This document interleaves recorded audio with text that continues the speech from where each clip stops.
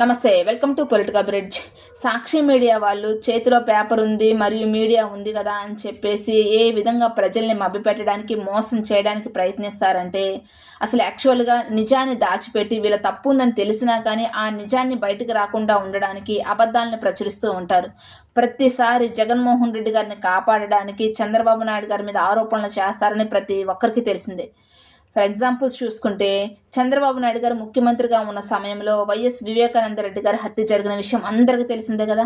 First సాక్షి media వాళ్ళు దీన్ని గుండెపోటుగా మాట్లాడారు. ఆ తర్వాత మళ్ళీ చంద్రబాబు నాయుడు గారే చేపించారు అని చెప్పేసి, నారాసుర రక్త చరిత్ర అని చెప్పేసి సాక్షి పేపర్లో చంద్రబాబు నాయుడు గారు చేతిలో కత్తి పెట్టుకొని ఉన్నట్లు ఫోటో పెట్టి ఒక పెద్ద న్యూస్ని పబ్లిష్ చేశారు. సాక్షి మీడియా వాళ్ళకి తెలుసు ఎవరు ఏం చేశారు అని చెప్పేసి, ఎవరెవరు దీంట్లో ఇన్వాల్వ్ అయ్యారు అని చెప్పేసి.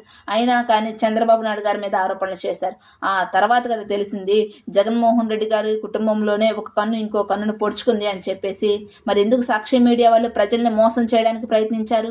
మళ్ళీ ఇప్పుడు తిరుమల కల్తీ నెయ్యి విషయంలో కూడా చంద్రబాబు నాయుడు గారి మీదే ఆరోపణలు చేస్తున్నారు. చంద్రబాబు నాయుడు గారు హెరిటేజ్ నెయ్యి వాడారు అని చెప్పేసి.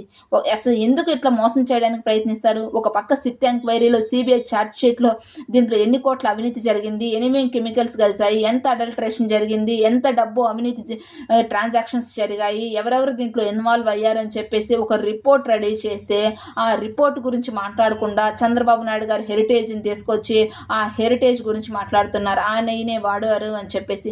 అసలు కల్తీ జరిగిందే 2019 నుంచి 2024 మధ్యలో అయితే చంద్రబాబు నాయుడు గారు హెరిటేజ్ నెయ్యి ఎందుకు వాడతారు? అసలు జగన్మోహన్ రెడ్డి గారు కదా ఆ సమయంలో ముఖ్యమంత్రి ఉంది. జగన్మోహన్ రెడ్డి గారు హెరిటేజ్ నెయ్యిని ఎందుకు వాడతారు? అసలు నమ్మితే చెప్తే నమ్మేటట్లనే ఉండాలి.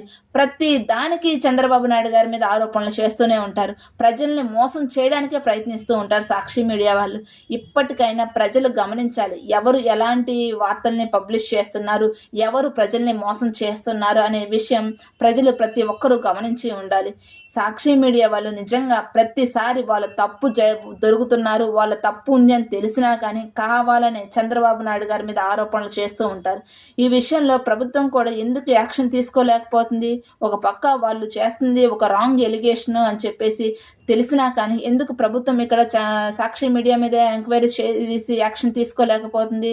ఇక్కడ చంద్రబాబు నాయుడు గారి అసమర్థత కూడా ఒక్కొక్కసారి సాక్షి మీడియాకి ఆయుధంగా పనికొస్తుంది.